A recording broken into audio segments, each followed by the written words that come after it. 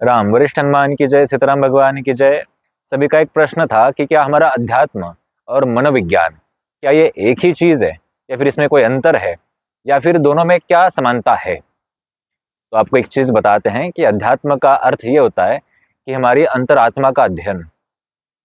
हम अपने अंदर उतर के अपने आप को झांक के अपने आप को सुधारें, और सुधारेंगे तभी जब मनोवैज्ञानिक प्रक्रिया को पूर्ण रूप से समझेंगे।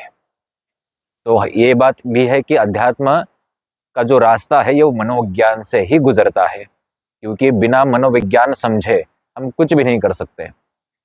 बिना मनोविज्ञान को सुधारे हम अपना अध्यात्म भी सुधार नहीं सकते। एक बात आप ये मान लो, तय कर लो कि जब तक आपका मन ठीक नहीं होता तब तक आप कोई काम ठीक से नहीं कर पाते। अगर मन ठीक नहीं तो अध्यात्म में तुम उतरोगे कैसे? अध्यात्म में उतरने के लिए तुम्हें अपने आप को जानना पड़ेगा। जैसे कुछ लोग पहाड़ों में जाके साधना करते हैं, है ना, अंतरात्मा में अपने उतरते हैं। अंतरात्मा में उतरने के लिए क्या करना पड़ेगा? पहले मन से गुजरना पड़ेगा ना। मन के जितने भी विकार हैं, मन के अलग अलग विकार हैं, अलग अलग उसके खेल होते हैं। कभी क्रोध होता है, कभी कुछ माया होता है, कुछ होता है ना, उसके अलग अलग विकार हैं। उनसे होके अगर गुजरेंगे तो अध्यात्म का रास्ता थोड़ा थोड़ा दिखेगा। ये कुछ ऐसा है जैसे अंधेरी गुफा से गुजरो और बाद में थोड़ा थोड़ा सूरज की रोशनी दिखे, और वो जो अंधेरी गुफा है यही हमारा मनोविज्ञान है।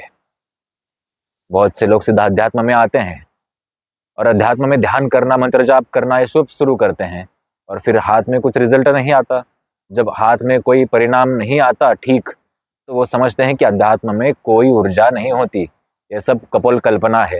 ये होता ही इसलिए है ताकि हम अपना जो मन है उसको पहले ठीक से नहीं समझते। आज आप जितनी कथाएं सुनो, जितने आपको जो गुरु हैं वो बातें बताते हैं वो सुनो, ये ये एक प्रकार की मनोवैज्ञानिक बातें ही होती है जो आपके मन को सुधारती है। कोई बोलेगा कथा सुनो, मतलब वो आपका मन कहीं तो टिका रहा है। कोई बोलेगा नाम जाप करो, मतलब वो बोल रहा है कि तुम्हारा मन यहाँ पे लगाओ ताकि तुम बाकी जो विचार हैं उसको कम सोचो, इसमें ही बिजी रहो, इसमें ही व्यस्त रहो। यह सारा प्रकार सिर्फ मन का है, और फिर मन को हम जब जीत लें फिर उसके आगे बढ़ेंगे, और फिर अध्यात्म की यात्रा और गहरी शुरू हो जाएगी। मनोविज्ञान से कई गुना आगे अध्यात्म है, ये भी हमें समझना पड़ेगा। लेकिन बिना मन को समझे सुधारे हम अध्यात्म की ओर नहीं बढ़ सकते। फिर वो चाहे डॉक्टर हो, वो भी फिर तुम्हारा एक आध्यात्मिक गुरु, मनोवैज्ञानिक गुरु भी हो सकता है, क्योंकि वो भी तुम्हारा मन ठीक कर रहा है। या फिर कोई गुफा में बैठा हुआ संत हो, वो भी तुम्हारा मन ही ठीक कर रहा है।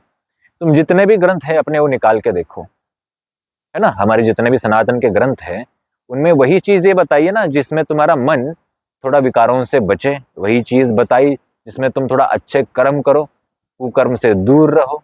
वही चीज बताई जिसमें तुम प्रकृति का, माता पिता का, सबका सम्मान करो, है ना। सारे ग्रंथ ही बताते हैं।